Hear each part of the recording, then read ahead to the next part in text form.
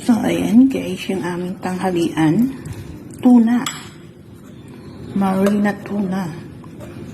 Lagyan natin ng lazy soys. Papalaman natin sa tinapay guys. Yan yung ating tanghalian guys.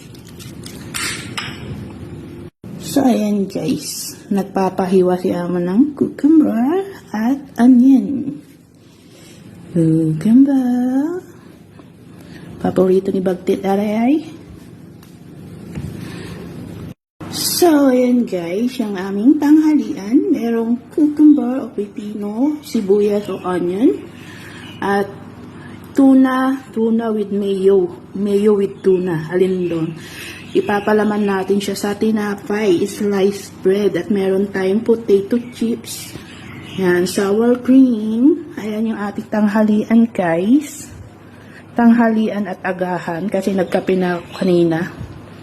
Kape lang. So, tanghalian at agahan namin siya guys.